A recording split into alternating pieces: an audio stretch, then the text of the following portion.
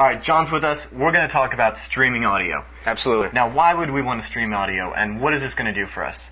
Definitely going to allow me, while I'm at work, to be able to listen to all the music that I want. Right. I leave, we've talked about this before. I leave my iPod at home all the time when I leave. Yeah. And, I want to be able to listen to music at work. I'll be at a party. I want to get access to my music collection. Wherever you are, as long as there's a PC, you want to be able to access it somehow. And there's a million ways to do this, and we touched on it a little bit last episode when we talked about the VPN, which I believe is one of the best feature-wise ways to get access to your music, because you get all the cool features of actually being on the network. Right. So you set up a VPN, and you set it up with iTunes to connect to your music collection.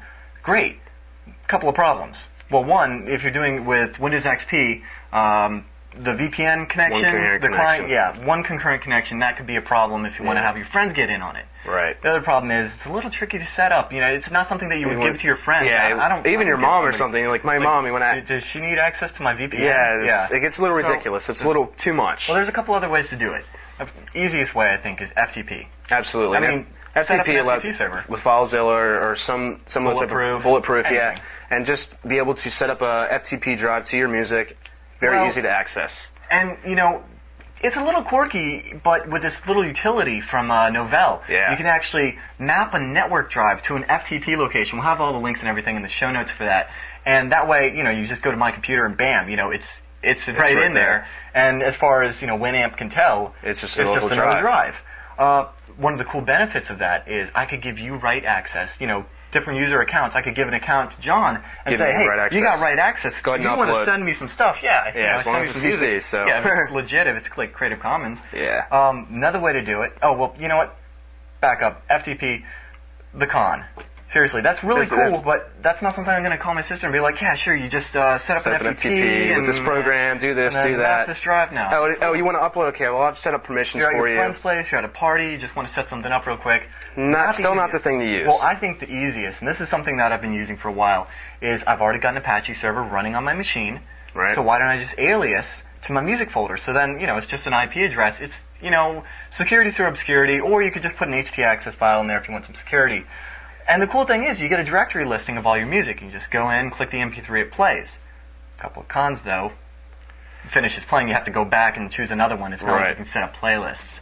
But it is really easy. But you can fast forward. I mean, that's the good thing about it. In Firefox with QuickTime, it just streams it right there in the browser. It's got a lot of pluses. And I like that, except for the drawbacks are you can't upload music to it. You got to click one file at a time. Yeah. So you showed me the most awesome application, and it's pretty cool. It's by Slim Devices. Slim Devices. It's called Slim Server. This thing is gorgeous. And I just got him on it. This is what's pretty exciting about it. I got him on it. I've been telling him about it for a while. He just keeps ignoring me. But now he finally... I'm an old school hacker. He's an old school hacker. Works for me, right? But somehow I somehow found this software. Basically, you load it, install it on your computer.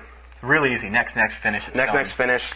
And it catalogs your music. That's amazing. Just like iTunes. So, you can do genre, you can do artists, albums. Everything. Artwork's your favorite. I'm finding music I didn't even know I had in my collection, because I go to the artwork thing and I'm like, as long as you got the album art, when you download your music, get the album art, put it in the folder, it shows up and I'm like, wow, what's this CD? And stuff I hadn't listened to in years. Yeah, now it's there, and it's pretty funny, because your reaction was pretty funny. You're like, who is this? I didn't even know I had this CD. Yeah. And the way that it works is you actually connect to a stream. And the cool thing is, you don't have to use any special software. If you're using Windows Media Player, iTunes, Winamp, whatever, anything, it'll connect to the MP3 stream. Right. And it's just one stream. And then once it's changed on the server side, that's all that matters. It's just one stream. Once it's changed, you just got to port forward. Not a big deal. So then you use the web interface to control the stream. So, which is a really cool part. Go browse, create a playlist, stuff like that. Amazing. And it rescan whenever you add music to your list, or you add possibly, if you want, you can do the FileZilla, set up an FTP, and add a whole other folder. Yeah, you can do both. You can do all of these. You can do all of them sort of kind of together. And I like this because I can give you access to it. It's got permissions and accounts and stuff. Yep. I can give you access.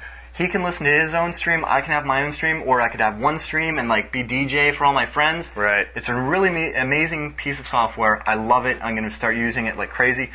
That's the coolest thing. This is the really coolest part. It's got different interfaces. It's got a different interface. You can change the template on it, and it will be handheld template. This will allow you to use possibly, what type of phones could you use for this? Well, I've got a Trio 650. It's a Palm phone, or you could use one of these smartphones that run Windows Mobile, or a Symbian phone.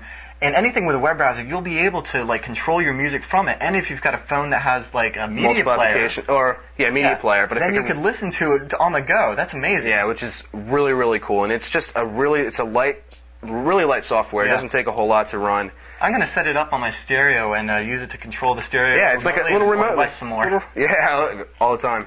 All right, so that pretty much wraps it up. Those are a couple of ways to do it. We know there's a million others, so sound off in the forums and the show notes. Let us know what you think, what you use, and we look forward to hearing your responses.